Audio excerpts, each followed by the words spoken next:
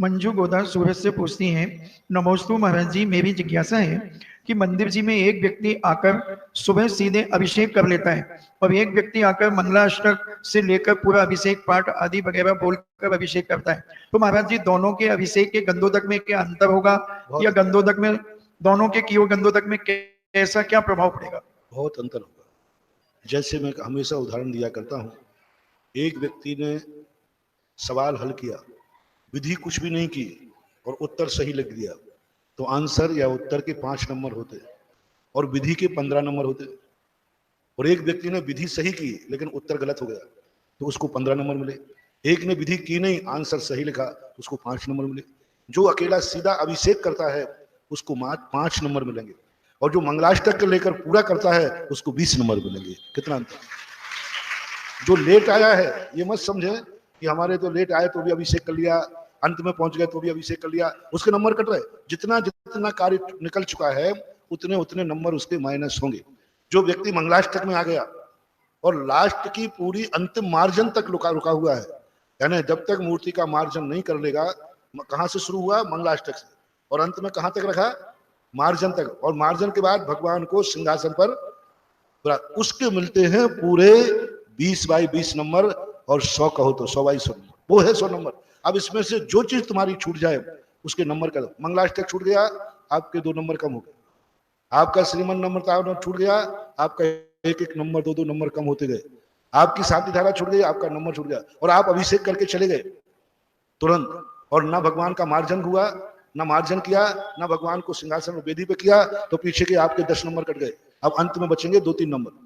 जो अभिषेक अकेला मात्र करके चले जाते हैं, अंगाड़ी वो पिछाड़ी छोड़ देते हैं, उनको मुश्किल से 20 में से 2-3 नंबर मिलेंगे और 100 में से अधिकतम 5 नंबर मिलेंगे। 95 नंबर तो उनके गायब ही होंगे। इसलिए मैं सदा के, और उसी प्रकार गंधोदक होगा। ये लोटा ढालने वाला गंधोदक से कोई अतिशय आने वाला नहीं, उसमें 5% एनर्जी है।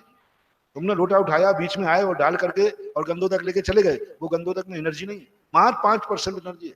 95% जो एनर्जी बढ़ती है मंगलाष्टक। मंगलाष्टक के बाद जो अपन भगवान को विराजमान करते, बहुमान से भगवान को उठाते हैं, और अंत में मार्जन करके जब भगवान को सबसे ज्यादा एनर्जी उस समय बढ़ती है, जो भगवान को अभिषेक के बाद मार्जन करके पुनः उच्चासन देता है, वो है सबसे बड़ा पुण्य। आप साधु को पढ़ाते हैं, आहार देने में पुण्य नहीं है। बहुत सारे लोग, महिलाएं क्या करते हैं, साधु को पहुंचते ही चौके में थाली लगाने लग जाती है। सबसे बड़ा पुण्य है जो साधु को उच्चासन बोलना, पूजा करना, पाठ प्रक्षालन करना, ये है सबसे बड़ा पुण्य। आहार देने के नंबर तो 5 नंबर है, यानी वहां पर 5 नंबर है। 95 नंबर तो है कि महाराज को पढ़ा करके विधि करना, और विधि करके उनको मंदिर तक भेजना, इसके हैं 100 नंबर।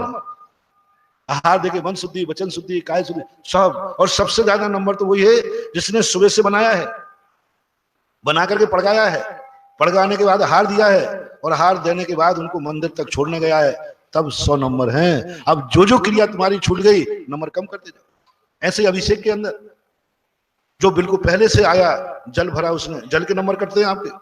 उसने जल को भरा, जल भर करके टेबल लगाया, टेबल लगा करके सारे बर्तन आदि सब जमा करके फिर मंगलाष्टक पढ़ा, भगवान को उठा के विराजमान किया, और अंत में जाके भगवान को पुनः विराजमान करके और फिर कायोत्सर्ग करता है, तब वो गंधोदक में एनर्जी होती है। तभी तो आप लोग गंधोदक को बदनाम कर रहे हैं कि महाराज मैंने अभिषेक करके गंधोदक लगाया, मुझे तो कुछ नहीं हुआ। कैसे किया था? बोले गया और लोटा उठाया, भगवान को डाला और गंधोदक पोत लिया पूरे शरीर। विधि तो की नहीं। इसलिए मैं सदा बोलता हूं, अपने हाथ से अभिषेक का जल भर करके, अपने हाथ से गर्म करके और अभिषेक का लोटा लगा करके भगवान को विराजमान करके, और जब तक भगवान मार्जन करके पुनः वेदी में नहीं उठ जाए, आप वहां से हटना नहीं। फिर वो गंधोदक देखना उसकी एनर्जी कितने पावर वाली होती है, वो है अतिशय। ऐसा